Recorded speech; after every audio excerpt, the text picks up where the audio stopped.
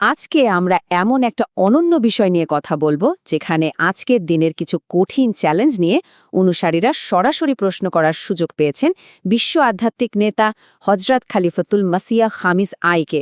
চলুন তার সে দিক নির্দেশনাগুলো থেকে আমরা কিছু শেখার চেষ্টা করি। তো চলুন শুরু করা যাক। আচ্ছা, প্রথম যে ব্যাপারটা সামনে আসে সেটা হলো আমাদের নিজেদের ভেতরের লড়াইটা। এই যে এত সংশয়, এত ডিস্ট্র্যাকশন, এর মধ্যে একজন মানুষ কিভাবে নিজেকে স্থির রাখবে, নিজের পথটা খুঁজে পাবে? এই যে নিজের উপর সন্দেহ, নিজের যোগ্যতাকে ছোট মনে করা, এই লড়াইটা কিন্তু আমাদের অনেকেরই খুব চেনা।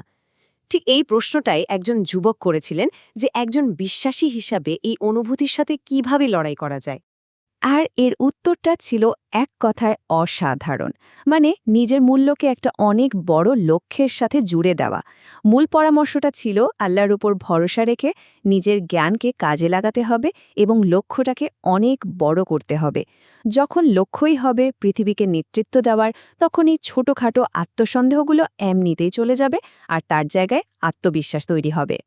এখান থেকেই কিন্তু আরেকটা গভীর প্রশ্ন উঠে আসে। আমরা প্রায়ই শুনে থাকি যে এই দুনিয়াটা নাকি বিশ্বাসীদের জন্য একটা জেলখানার মতো। তো এর আসল মানেটা কি? আর এই দুনিয়ার প্রলোভন থেকে বাঁচার উপায়টাই বা কি? দেখুন, এখানে দৃষ্টিভঙ্গিটা কিভাবে বদলে যাচ্ছে। ব্যাপারটা কিন্তু খুবই ইন্টারেস্টিং।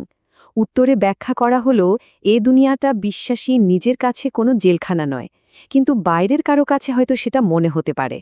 কারণ একজন বিশ্বাসী যখন স্রষ্টার আদেশ মেনে চলে, তখন সে এর ভেতরে যে একটা গভীর শান্তি আর আনন্দ খুঁজে পায়, তা দুনিয়ার অন্য কোনো কিছুতে পাওয়া সম্ভব না। আচ্ছা, এরপর আলোচনাটা চলে আসে একদম আজকের দিনের একটা বাস্তব সমস্যায়। এই যে সোশ্যাল মিডিয়ার যুগ, যেখানে আমাদের মনোযোগ ধরে রাখার মতো হাজারো জিনিস, সেখানে তরুণদের মনে গুরুত্বপূর্ণ বই পড়ার জন্য জেনুইন আগ্রহ তৈরি করা যাবে কিভাবে? এর উত্তরে যে সমাধানটা দেওয়া হলো সেটা কিন্তু আজকের দিনের যে কোনো ডিজিটাল মার্কেটিং স্ট্র্যাটেজির মতোই। দেখুন, 4টা ধাপের কথা বলা হয়েছে। প্রথমে সোশ্যাল মিডিয়াতে বইয়ের মজার মজার অংশ তুলে ধরতে হবে, ছোট ছোট ভিডিও বা অডিও ক্লিপ দিতে হবে। তারপর মানুষের আগ্রহ কোন দিকে সেটা বুঝতে হবে এবং সেই অনুযায়ী আজকের প্রাসঙ্গিক বিষয়গুলো নিয়ে কন্টেন্ট বানাতে হবে।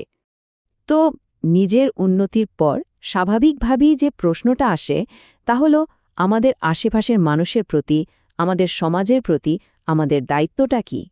কিভাবে আমরা আমাদের কমিউনিটিকে ভেতর থেকে আরও মজবুত করতে পারি?